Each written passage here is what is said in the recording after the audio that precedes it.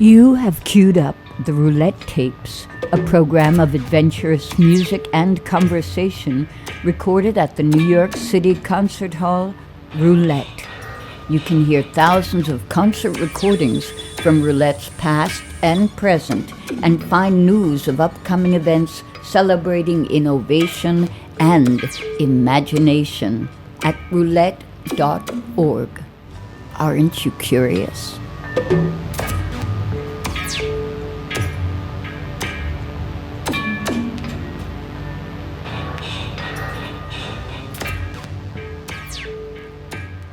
This edition focuses on Roulette's Mixology Festival, highlighting novel approaches to technology in music and media arts, which returns February 4th and 5th, 2023, curated by Matt Mehlan, Roulette's Associate Artistic Director. So, some context. The Mixology Festival launched in 1991 and was conceived as a reflection on the trajectory, or more appropriately, an arc, as you will see, of the use of technology in musical performance. The introduction of electronics onto the concert stage goes back over a century.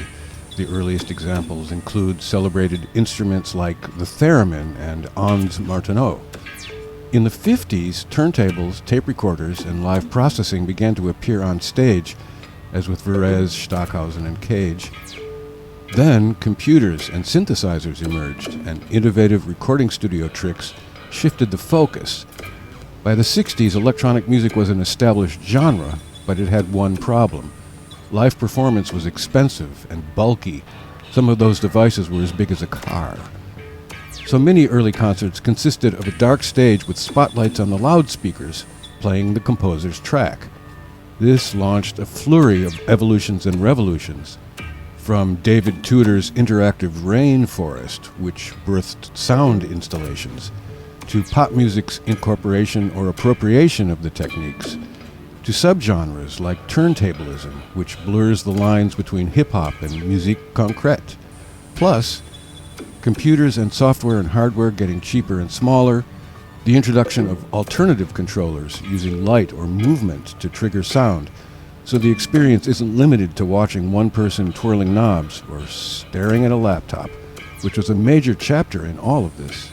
And now, artists are returning to legacy equipment like pre-digital modular synths, oscillators, and cassette players. All of this swirling in an immersive, surround sound, multimedia, interactive, multi-dimensional space.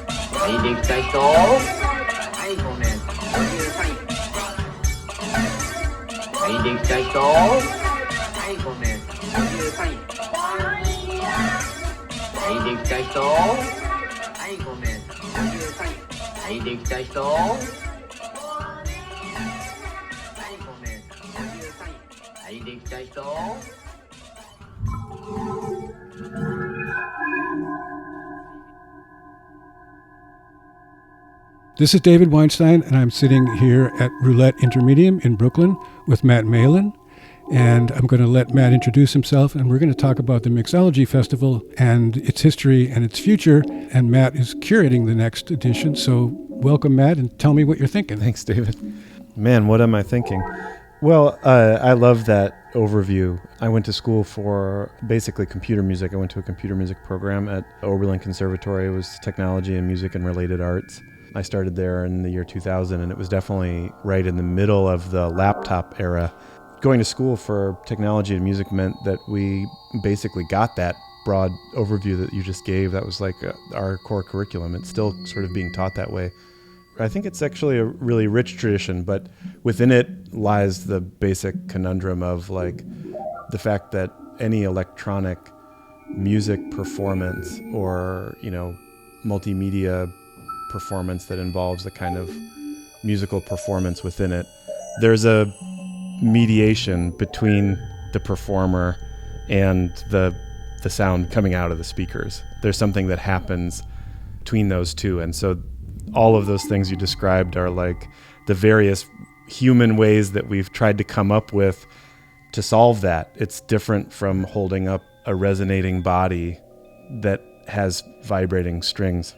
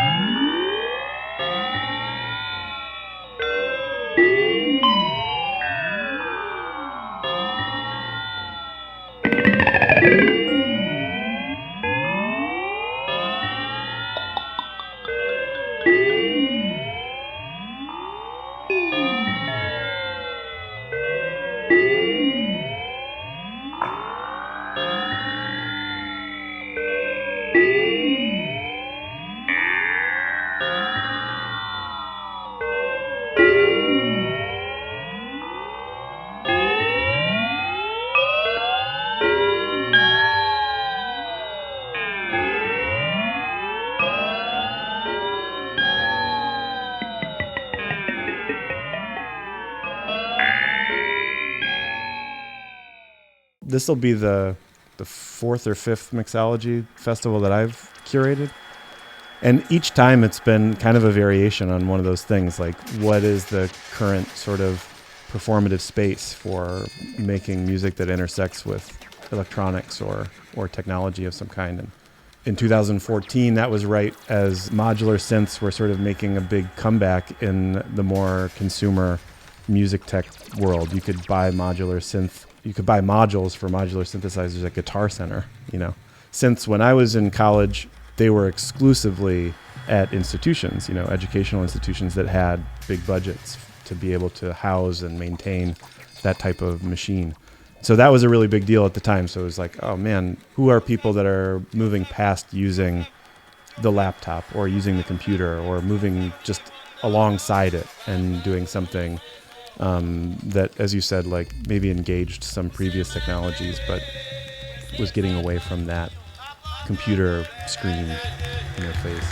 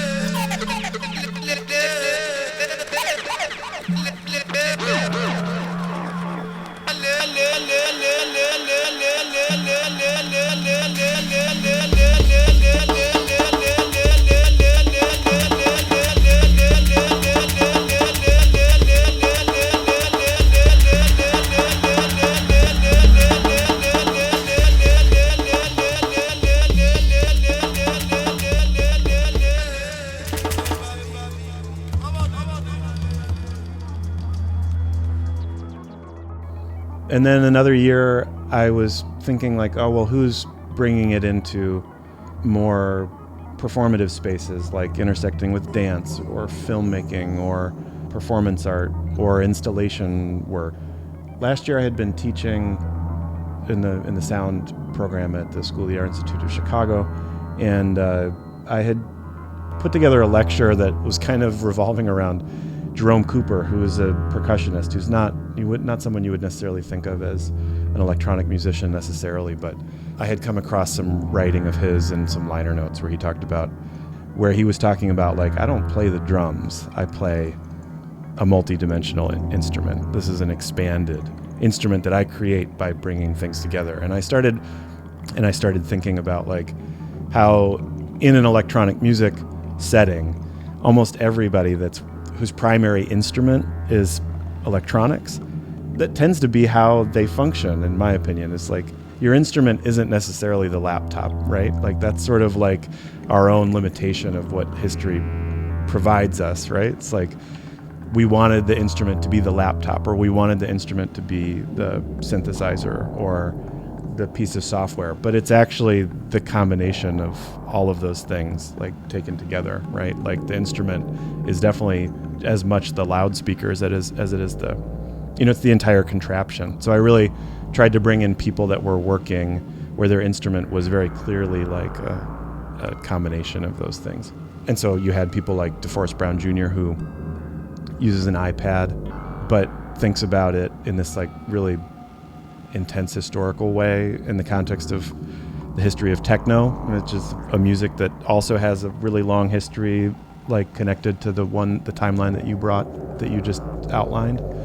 And who else? And we had Marcia Bassett and Ted Gordon performing on the Buchla music easel, which and with live visuals, whose interconnected instrument is all of those two easels and the live visuals all happening at the same time and improvising.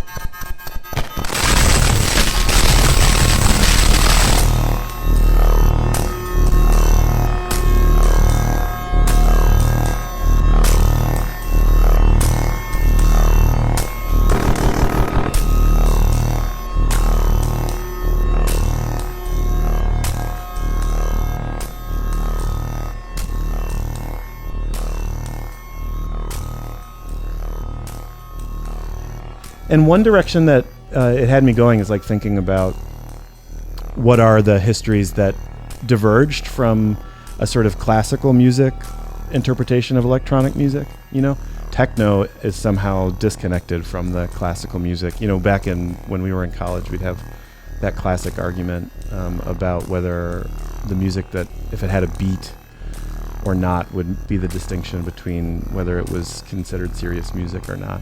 And DeForrest Brown Jr. is, you know, he just wrote a book about the history of techno and its sort of separation from its origins in black underground culture, and also its like co-opting by drug culture, rave culture, European dance music culture, and pop culture in a lot of ways. And he's trying to bring it back to a level of seriousness that you know, reminds me in a certain way of like composers who were like Anthony Braxton or Henry Threadgill or the AACM, who felt like they were on the outside of what was considered serious music because they were black, but also because their origins were in part connected to jazz, and jazz was somehow a separate part of the institution or the institutional history. The goal is not to, right, like at a place like Roulette, the goal is not to like institutionalize any of these things. It's like, how do you grab onto a thread and participate in it and support the artists who are connecting to it.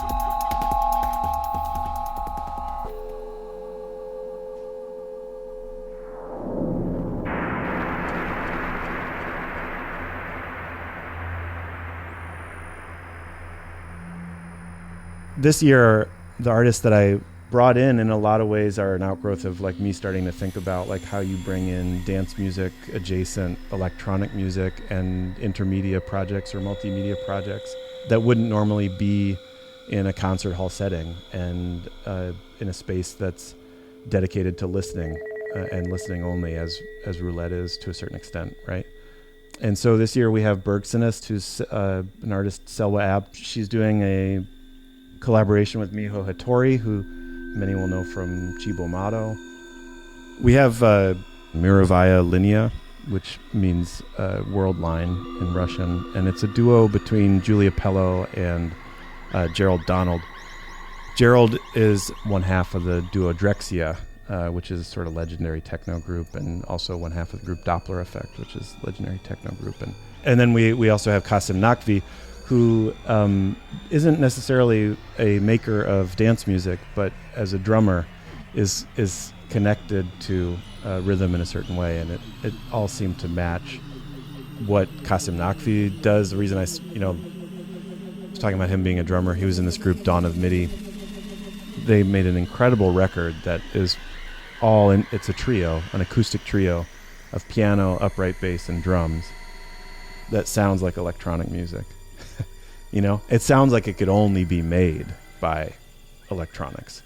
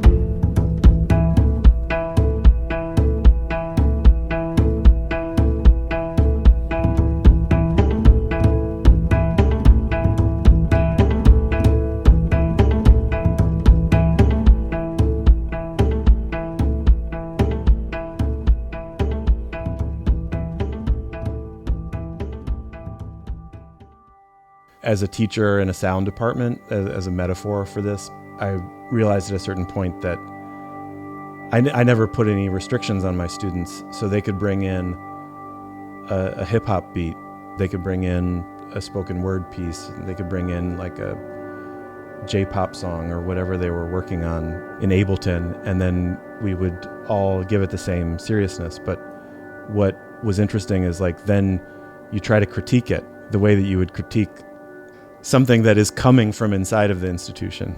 And that felt like a disservice then, because it's like not all of this music is meant for the same space or the same type of critique, right?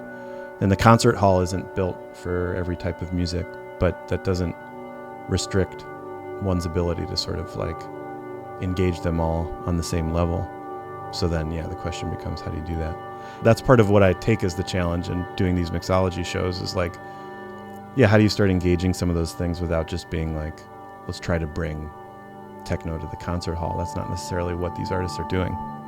Who are artists that are asking these similar questions, and how do we support them within the concert hall? curator Matt Mehlan on Roulette's Mixology Festival, returning February 4th and 5th, 2023. The performances will be live streamed and available in the Roulette online archive at roulette.org/archive, along with the full concert recordings of the musical excerpts. These podcasts are made possible in part with support from the Grammy Museum and the National Endowment for the Arts. This is David Weinstein at the desk. Thanks for listening.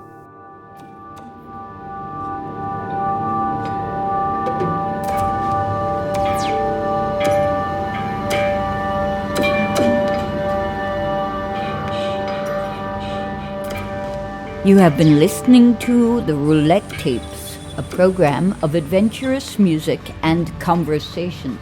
This series is produced by Roulette Intermedium. You can find thousands of concert recordings from Roulette's archives and news of upcoming events at roulette.org.